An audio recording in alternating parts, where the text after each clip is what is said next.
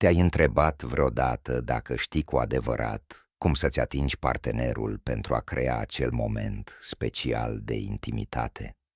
Sau poate ai trăit un moment de apropiere în care ceva pur și simplu nu curge așa cum ți-ai imaginat? Nu-ți face griji, nu ești singur.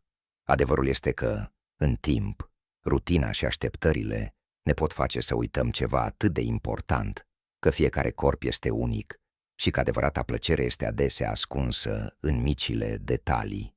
S-ar putea să te gândești, știu deja ce-i place partenerului meu și asta este perfect în regulă, dar te-ai oprit vreodată să iei în considerare explorarea altor domenii care, deși nu sunt cele mai evidente, pot trezi senzații incredibile și pot crea o conexiune și mai profundă, pentru că, în cele din urmă, nu este vorba doar despre marile momente, ci despre acele atingeri delicate și atente capabile să transforme o întâlnire intimă în ceva cu adevărat special.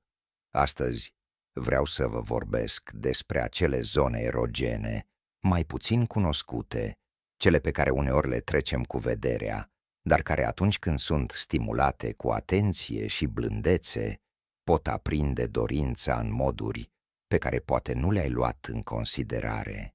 Haideți să descoperim împreună câteva dintre acele mici secrete care pot face o mare diferență în intimitate și cum puteți explora corpul partenerului dumneavoastră într-un mod respectuos, atent și, de ce nu, puțin mai jucăuș.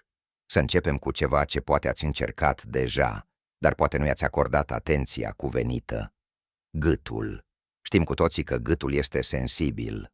Da, dar nu vorbesc doar despre săruturi pe față. Ați încercat vreodată să mângâiați ceafa?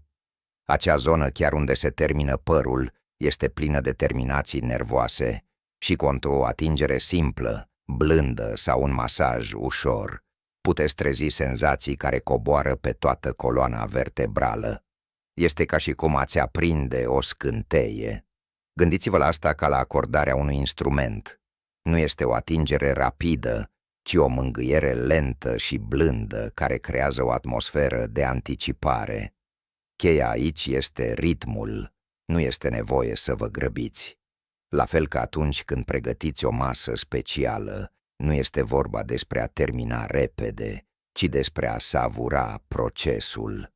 Data viitoare, când ești aproape de partenerul tău, încearcă o atingere ușoară pe ceafă, în timp ce îi șoptești ceva moale. Ar putea fi un comentariu iubitor sau pur și simplu numele lui. Această combinație de atingere și șoaptă poate avea un efect incredibil de stimulant. Apoi, dori să trecem la urechi. Și nu vorbesc doar despre mușcături sau săruturi. O atingere ușoară cu vârful degetelor poate fi surprinzător de eficientă.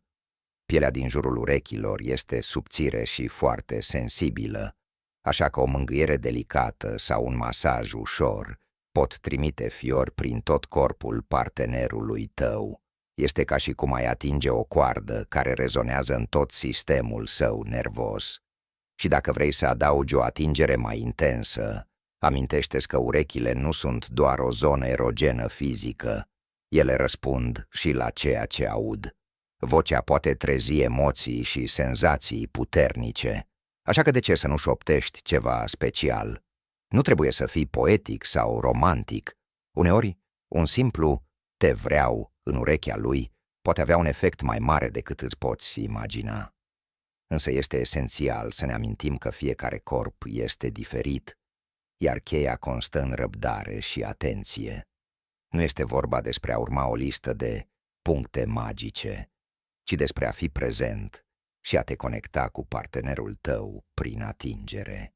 O zonă care trece adesea neobservată este abdomenul. În special, zona de sub buric este incredibil de sensibilă la atingere, dar rare ori primește atenția pe care o merită. Un masaj blând și lent poate fi nu numai foarte plăcut, dar creează și un sentiment de grijă și conexiune. Nu te gândi la această atingere ca la ceva rapid sau funcțional. Mai degrabă, gândește-te la ea ca la pregătirea terenului pentru ceea ce va urma. Este ca și cum ai fertiliza solul înainte de plantare, pentru a te asigura că totul crește puternic și sănătos. Și din moment ce vorbim despre pregătire, nu putem uita de partea inferioară a spatelui, chiar acolo unde se termină coloana vertebrală, în acea curbă care se conectează la șolduri, există un număr mare de terminații nervoase.